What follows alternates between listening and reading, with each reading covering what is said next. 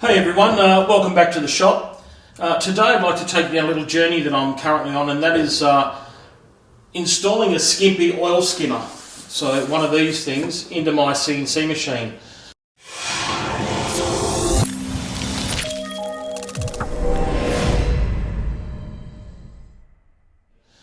Now if you're like me and you've got a CNC machine, no doubt you know that tramp oil becomes a real problem over time because it eventually seeps down through the coolant or into the coolant and down into your coolant tank. Of course, oil floats on the top of the coolant and things start to turn nasty real quick. All right. Now you may have seen one of my earlier videos where I used a bit of a backyard method of putting paint roller brushes in the coolant tank to suck up the oil. But look, I was so sick of that I thought, look, it was time to bite the bullet and put one of these things in my machine. So today's video will cover that and how I went about it. Now, this is not a product placement video. I paid cold hard folding cash for this myself, and I bought this through Live Tools up in New South Wales from Arthur, who owns Live Tools, and has roughly set me back about 400 Australian dollars, which is probably about 275, 280 US dollars. Now, when I purchased mine, I actually purchased a little bit more. Well, I actually got Arthur to include the mounting bracket, which later on turned to be useless because I can't use it in my machine, and the oil traffic controller, which I think was a good idea to buy this. So this all the tramp oil will accumulate in this and eventually bleed off into a separate tank, and any coolant will have a return line back to the coolant tank. All right, so I'm going to bring you to the front of the machine now and just have a look at what I've had to do to try and install this today. Now, one of the problems I encountered when trying to install this belt type oil skimmer was having accessibility into the coolant tank. Now, my Syil CNC machine is one of the earlier varieties, not very early, it's probably the 2 models ago. I believe the latest 2 models have a much better setup obviously for collecting that coolant back to the coolant tank, and also for swarf containment. Okay, so as you can see, mine down here is everything is enclosed, encapsulated internally. Now this is the chip drawer, and you can see the whey oil starting to accumulate in the chip drawer. I'll move that to the side. And the coolant tank simply slides out here. Now the coolant tank actually slips in between the cast iron castings, okay? So it's really hard to get an oil skimmer put into this machine. Okay, so I've managed to wedge myself in around the back of my CNC machine. There's not much room here, probably only about 2.5 feet, 3 feet around the back of my machine. I've got the camera off the tripod here, and I'm trying to get the right angle for you. So you can see the cast iron casting there here. Now that coolant tank slides in from there, and let me just show you a little bit here. And you can see the coolant pump and everything. You can see where I've tried to insert that skimpy oil skimmer. Alright, so let's go back around the front now and I'll pull the tank right out for you. Now with the coolant tank out like this, you can sort of see the problems I was up against. Where could I put this? I couldn't put this at the back because there's actually a baffle here with a screen on it which stops the swarf or any sort of contaminants floating into the coolant pump. So it was superfluous to put it in the back here, so it has to go in the front really to pick up that oil. So I decided on a spot and made this aluminium bracket, and it's not 100% finished yet. It's just pretty much proof of concept where it's going to go. You can see, instead of using standoffs, typical motor mechanic, I used a couple of nuts to jack that up a little bit, but I'll machine some standoffs later once I'm happy with that. Now, putting it in this position got me another problem. The other problem was now the chip drawer was too long to fit in. It was going to hit here and bash up against it. I had to shorten this chip drawer quite considerably. Now, I think I shortened it up to about 3 inches, as a matter of fact. Now, I couldn't just cut the end off it. I actually had to remove a section. And the reason I had to remove a section was because it had this return on the rear of it. Okay, where the sort of mesh, this screen mesh, was spot welded to. So, quite simply, now this has all been powder coated, which makes it a little bit nasty to to weld and to muck around with, because all that powder coat, you've got to sort of grind it away before you start trying to weld it, or it leaches out of the weld. So what I did was just set it up outside and chopped out these 2 sections, okay, roughly about, like I said, about 3 inches, and shortened that to bring it up. And then once I had it right, I tacked it in position and re-welded it. With the drawer in place in situ, it's actually works quite well. You can now see both drawers are flush from the front of the machine, and the oil skimmer is protected. Okay, so what I need to do now, I need to actually mount the oil traffic controller at the rear of this coolant tank. And so what I'll do, I'll turn the camera and I'll come back to you and I'll show you what's my next step. Rightio, so I've drained the coolant tank here on my little Syil machine, and I've placed it up on a bit of a stool just to get it off the ground so it's a little bit easier to work on. And I've marked the location of where the traffic controller is going, the oil traffic controller, so now I need to drill that location. Got my Sutton Tools drill and tap set here. We'll drill that coolant tank now and tap a little thread in there.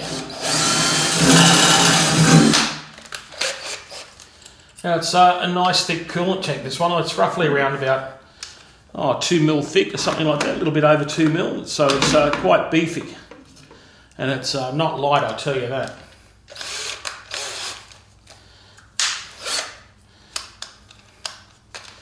So I've got out my little M5 tap now, and I'll run that tap in there, and I'll just put it on the screw setting here, so it's got a clutch in case so I don't break that tap.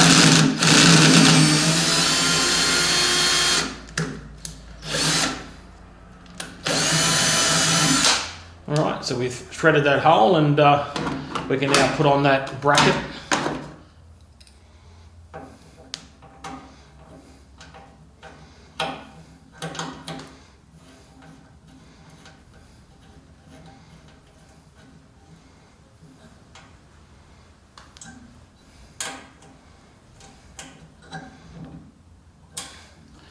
And of course, typical mechanic, heavy-handed, you know, we always strip it, then back it off half a turn.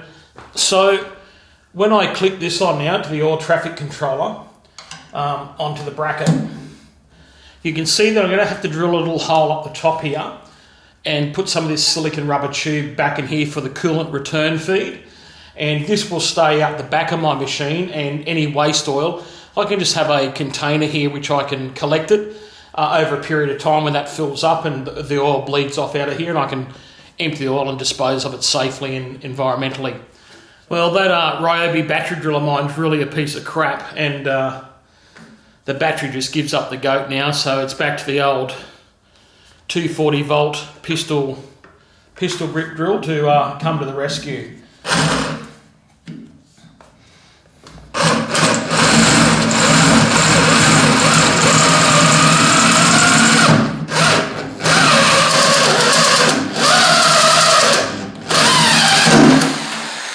And we're through, and as luck would have it, the plug fell inside the tank, so I'll have to go inside and retrieve it. But they're a nice little hole saw there.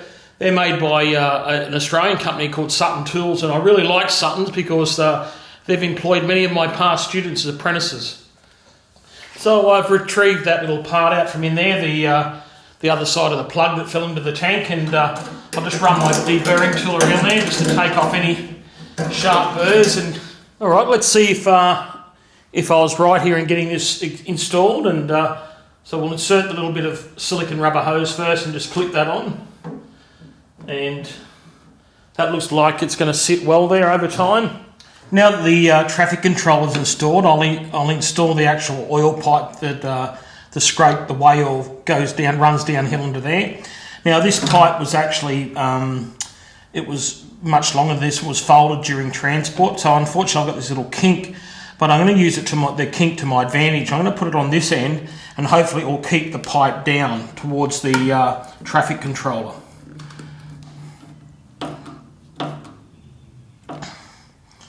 Right, I've got a 440 foot-pound on that clamp now, so I don't think it's going anywhere.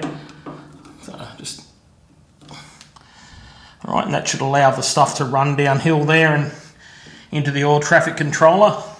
I may just get a zip tie and just tie around that clamp to stop that from moving as well. The oil pipe installed, it is running downhill, so oil should flow down there. And I put a little bit of a zip tie around, put 3 zip ties on and interlinked them like that, so it would pull down straight. And look, it's not going to move too far from there. I don't think it's going to have any pressure on it once it's in the machine. So what I need to do now is actually lift this up off this stool and slide it back into the base castings and try not to get the coolant pipe and all the wires tangled up in the meantime.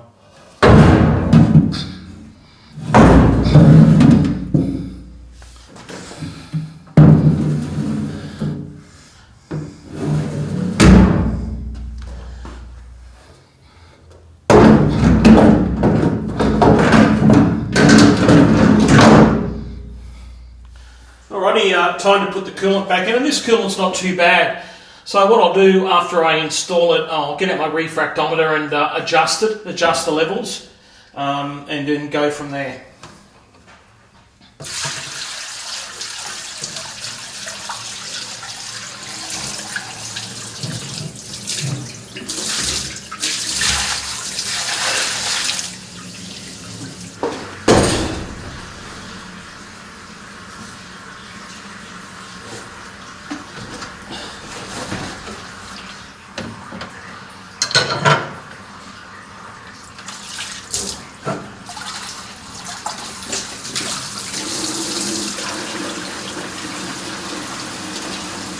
Now I had a heap of swarf build up in that back corner, so using this drum I'll give it a little bit of a courtesy flush and try and flush that stuff out.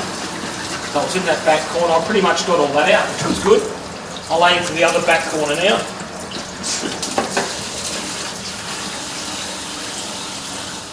Well, this is what the skimpy oil skimmer looks like when it's located in the machine. And we'll try and zoom in a little bit so you can see the belt in actual operation. Now it's a nice compact little unit, and I'm quite happy with the installation.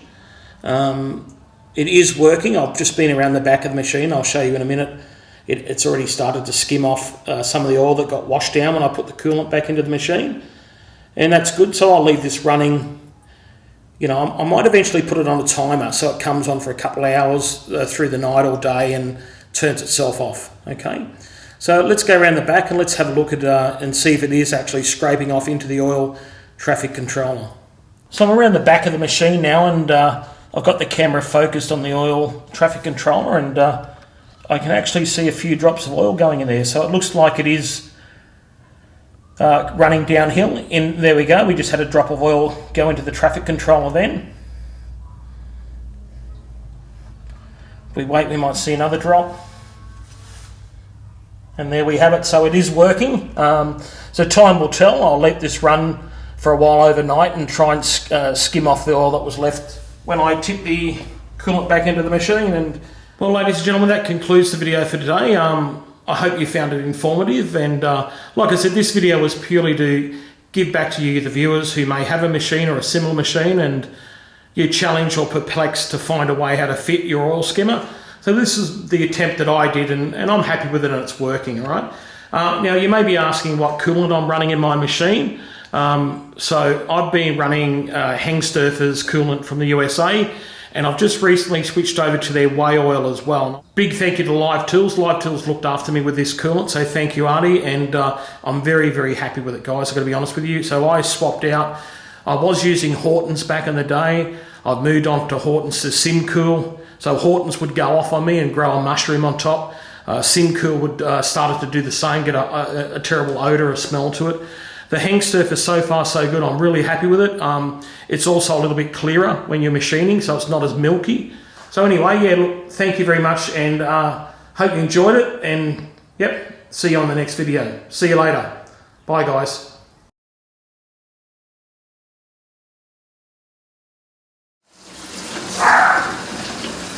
No doubt you can hear my chihuahua on guard duty. The Chihuahua thinks he's a pit bull, but his ambition's writing checks that he actually can't cash. Well, we've got a bit of a light stream flowing now. It's a little bit reminiscent of you, Peter Taylor, isn't it? AKA the Wizard. Pop, get rid of this yucky oil and use this new one. Which one's better? This one. Okay.